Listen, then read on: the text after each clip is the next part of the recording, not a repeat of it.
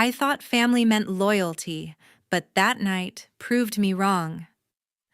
I'm Cheryl Morgan, 35, a senior financial manager who'd clawed her way up in Boston's tech scene.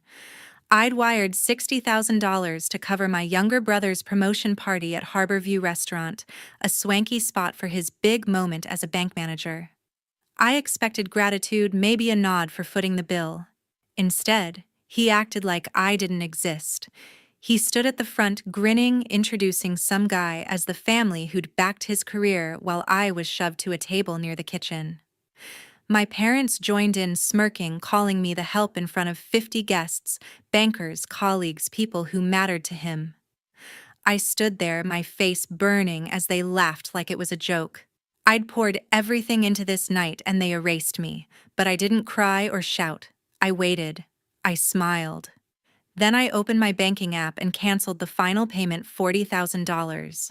An hour later, the food stopped coming, the bar shut down, and those 50 guests left hungry. I stood up, took the mic, and let the truth hit harder than their lies. Want to know how it unfolded? Stick around, this gets messy. Before we continue, leave a comment and tell me which city you're in and what time it is. I want to see how far my story has traveled across the map. I still remember the creaky apartment in South Boston, where the heat cut out every winter. I was the one who made sure Justin ate even when our fridge held nothing but ketchup packets. At 35, I look back and see a kid who took on the world for her brother. Mom and Dad were always scrambling, Dad with his odd jobs, Mom with her late-night shifts at the diner. They leaned on me, the older one, to keep things together. I'd walk Justin to school, patch his sneakers with duct tape, and tell him stories about skyscrapers we'd own someday. He'd laugh his eyes wide, promising we'd make it big together. When Justin got into college, I was the one who made it happen. I worked double shifts at a local accounting firm, scraping together every penny for his tuition.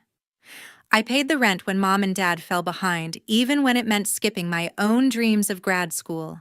Justin was grateful back then, always hugging me, saying, "Sis, I'll pay you back someday." But things shifted when he landed a job at a big bank downtown. At 30, he started wearing suits that cost more than our old rent. He stopped calling as much, his texts growing short, cold. I'd invite him for coffee, but he'd say he was busy with important meetings.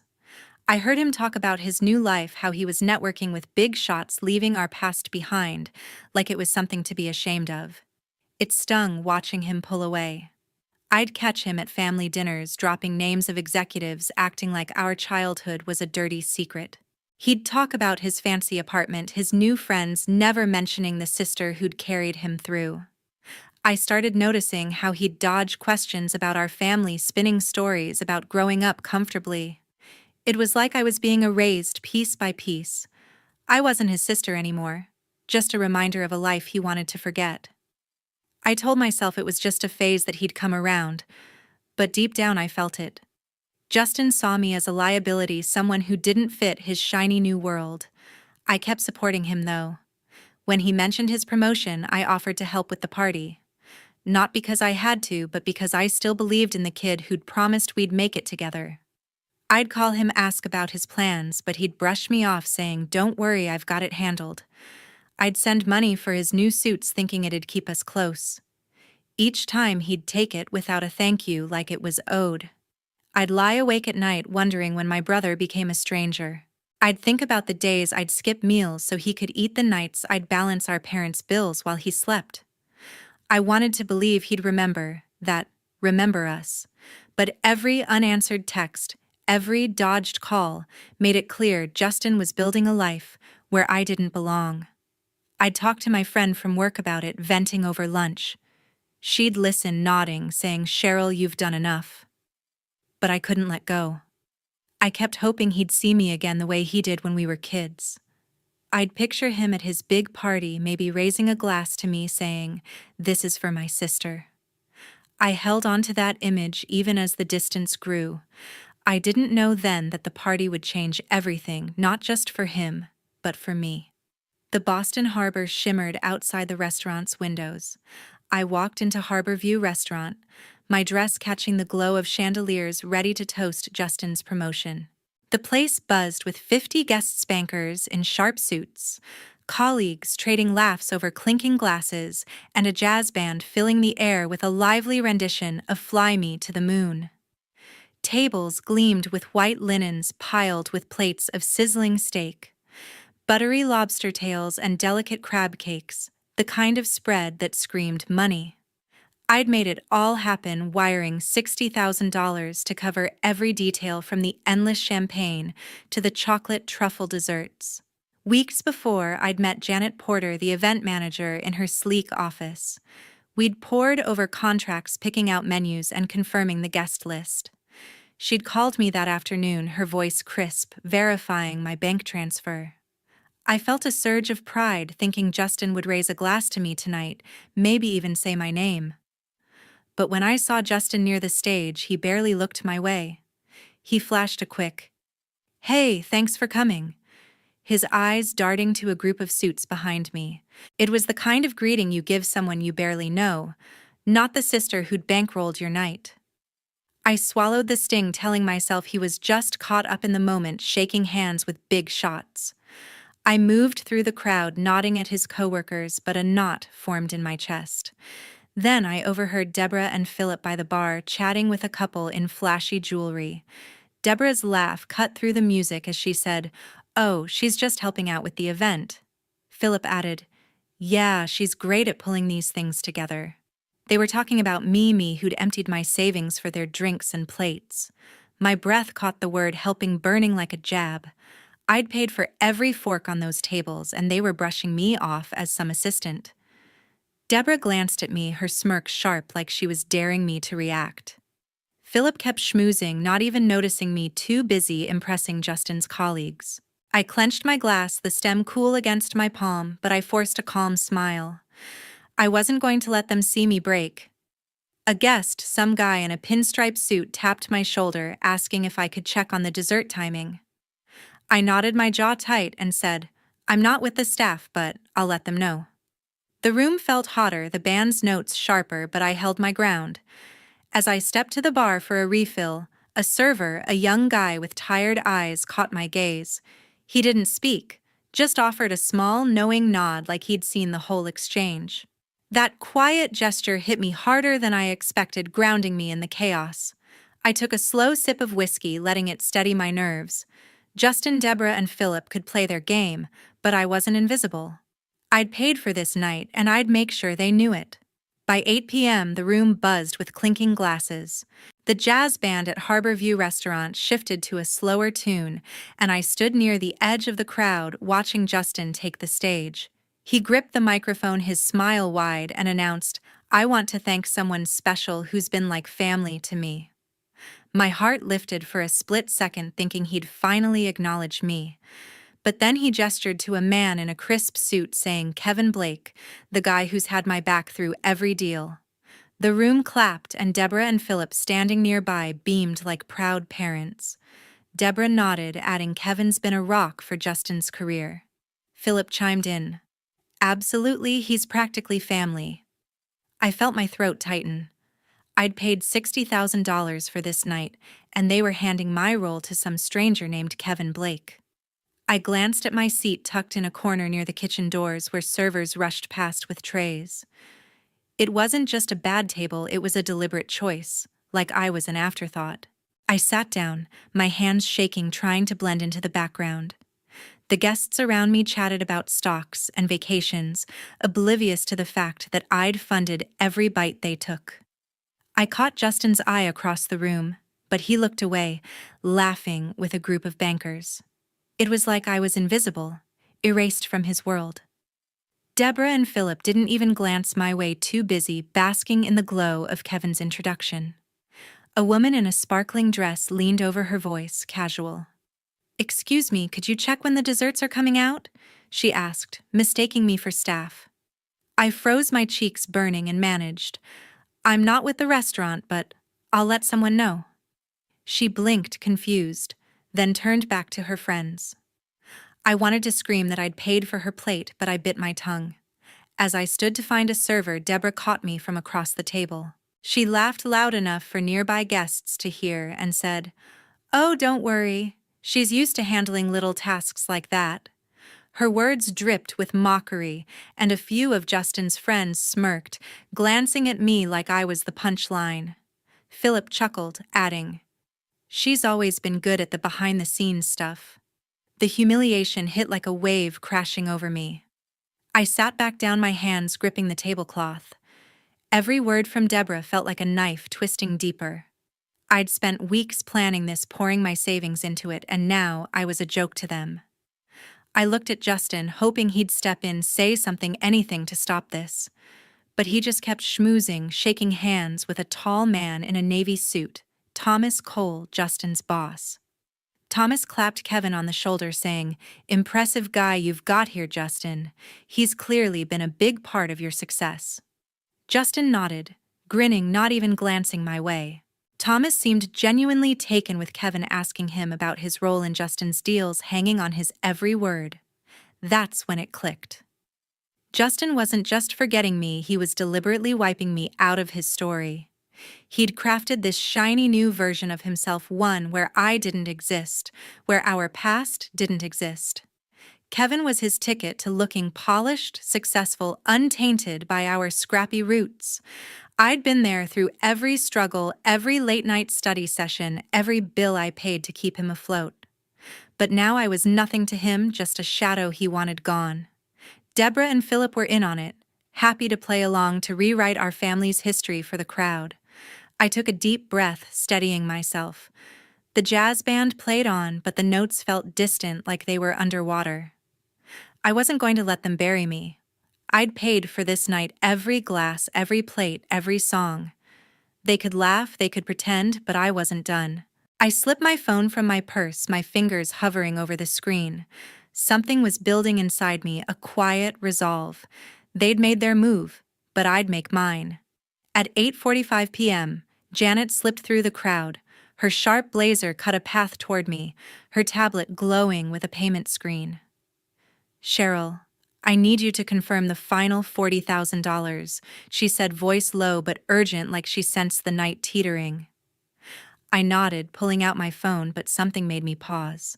I'd overheard a guest earlier, one of Justin's colleagues, chatting near the bar. He'd said Justin told us his sister's just helping with logistics. The words echoed Deborah's jab from earlier, calling me the help.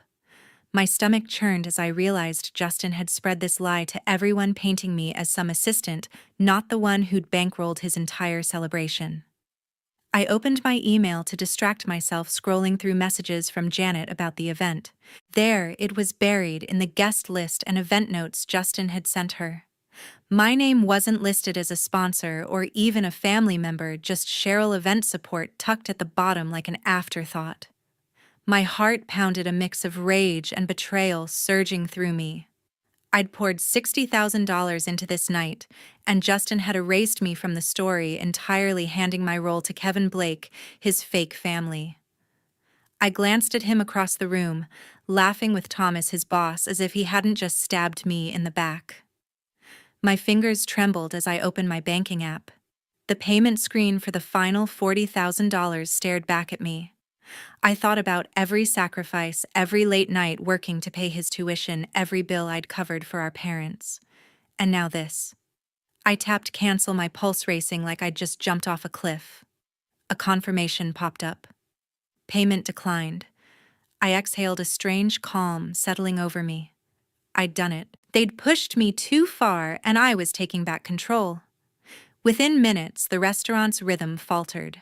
Servers stopped circling with trays of lobster and steak. The bar shut down, bartenders shaking their heads as guests waved empty glasses. A woman in a red dress near me muttered, "What's going on? I ordered a martini 10 minutes ago." Another guest, a man with a loud tie, grumbled to his table, "They're out of dessert already." The jazz band played on, but the music couldn't mask the growing unease.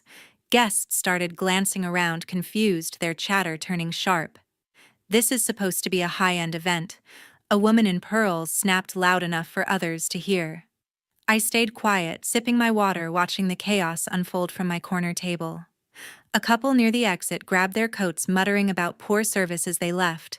Another group followed their voices, carrying complaints about the empty plates and dry bar. The room's energy shifted, the earlier glamour giving way to irritation. Justin was still near the stage, oblivious at first, but I saw his smile falter when a server whispered something to him. Deborah and Philip, standing with a cluster of guests, looked confused as the complaints grew louder. I caught Janet's eye across the room. She was frowning, tapping her tablet, clearly trying to figure out what went wrong. I didn't move, didn't say a word. This was their doing, not mine. The tension in the air was palpable now, like a storm about to break.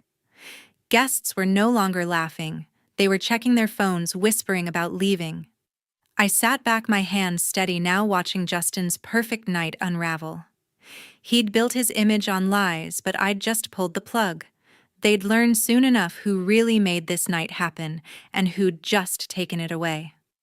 The jazz band faltered, notes trailing off. The room at Harborview Restaurant was unraveling, guests murmuring as empty plates and glasses piled up.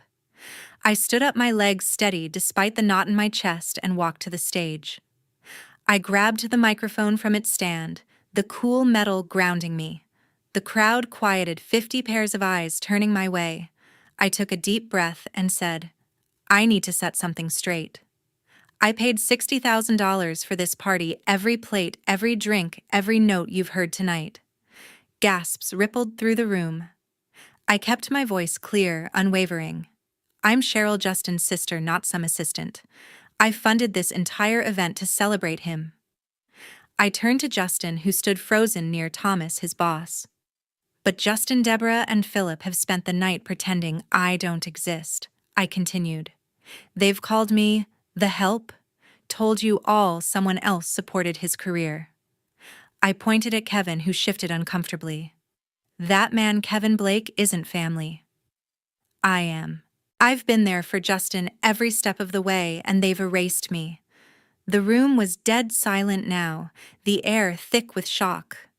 Thomas's face darkened, his eyes narrowing at Justin, disappointment etched in his frown. Guests whispered, some leaning forward, others clutching their phones, already sensing a story. Deborah stepped forward, her voice sharp. Cheryl, stop this nonsense, she snapped, trying to wave me off. But I didn't flinch. I gripped the mic tighter, my words cutting through her interruption. No, Deborah, you don't get to rewrite this. You laughed while calling me the help in front of everyone. Philip backed you up, and Justin let it happen. My voice stayed sharp, each syllable deliberate. I paid for your drinks, your food this whole night, and you've thanked me by lying. Deborah's face flushed, her mouth opening, but no words came out. Philip stood beside her, his usual charm gone, replaced by a tight-lipped stare. Justin stammered, his face pale. Cheryl, I didn't mean... He started, but his voice cracked, trailing into nothing. He looked at Thomas, then at the crowd, searching for an escape. But there was none. The guests were riveted, some shaking their heads, others murmuring in disbelief. A woman in a silver dress near the front pulled out her phone, recording, her fingers moving fast as she tapped her screen. Another guest, a man in a gray suit, did the same, his camera flashing as he captured Justin's stunned expression. I saw the glow of screens light up across the room, the moment already spreading online, unstoppable. I stood tall, the mic still in my hand, letting the truth sink in. Thomas crossed his arms, his gaze locked on Justin, who looked like he'd been punched. The guests' whispers grew louder, their shock turning to judgment. I didn't need to say more, their reactions said it all. I'd spent years lifting Justin up, and now I'd laid bare the lie he'd built. The room felt alive with the weight of it, every eye on me, not as the help, but as the one who'd held this night together, and the one who'd just torn it apart. By 10 p.m., the restaurant was half empty.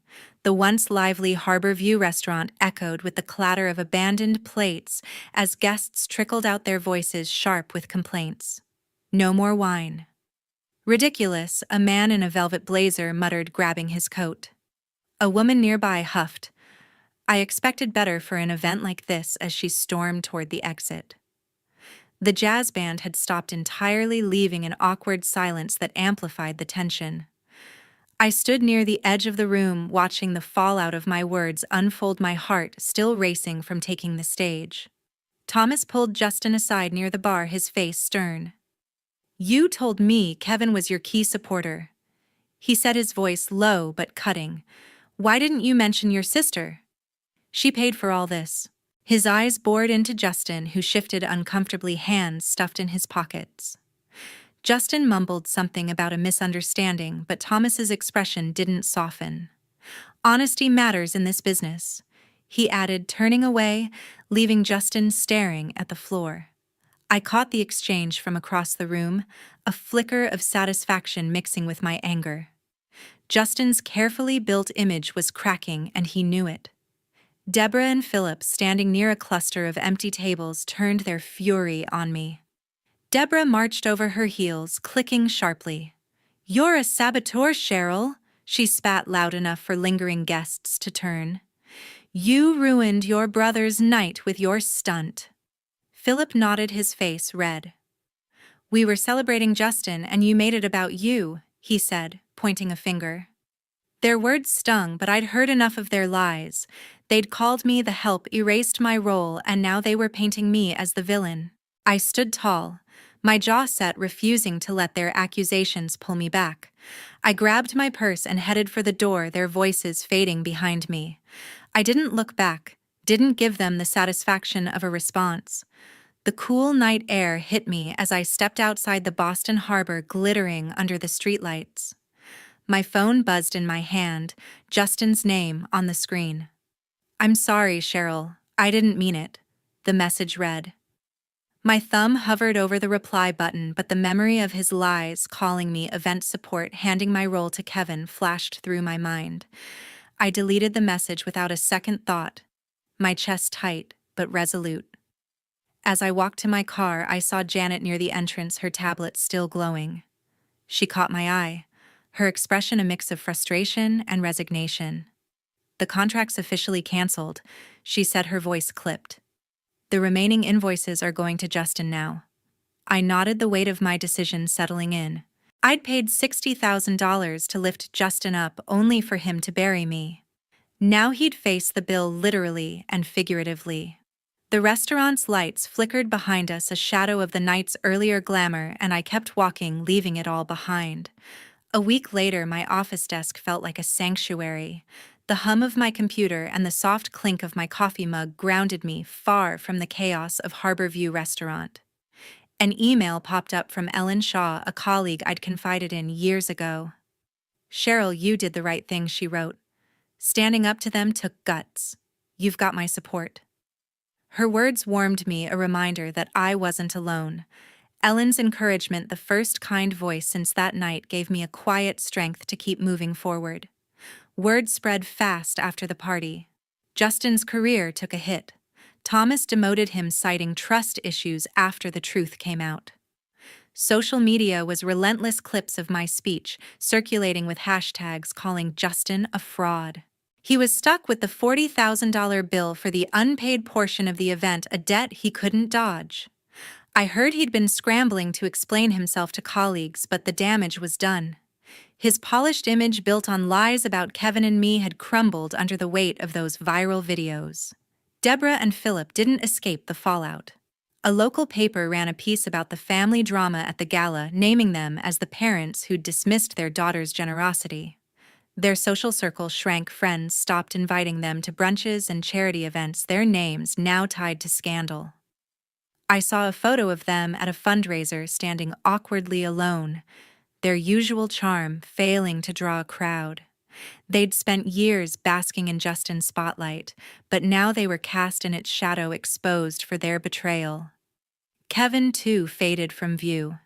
He skipped industry events, his name tainted by association with Justin's deception. Whispers followed him. Colleagues questioned his role, wondering if he'd been complicit in the lie. Justin no longer boasted about him, their so-called family bond dissolving as quickly as it had been invented. I didn't care to know more. Kevin was their problem now, not mine. I blocked Justin's number, then Deborah's and Philip's. Their calls and messages stopped coming after a few days, and I felt lighter, like I'd shed a weight I'd carried too long. I threw myself into work, nailing a presentation that earned a nod from my boss. After hours, I met friends for drinks, laughing over stories that had nothing to do with family drama. For the first time in years, I felt free to build a life on my terms, surrounded by people who valued me. Looking back, I learned something hard, but true family isn't about blood, it's about respect. Justin, Deborah, and Philip showed me that loyalty can't be assumed even from those closest to you. Setting boundaries wasn't just about protecting my wallet, it was about guarding my worth. I'd given everything to people who didn't see me, but I'd never let that happen again. Thank you for listening to my story. I'd love to hear your thoughts in the comments. Have you ever had to set boundaries with family? Hit that subscribe button for more stories like this.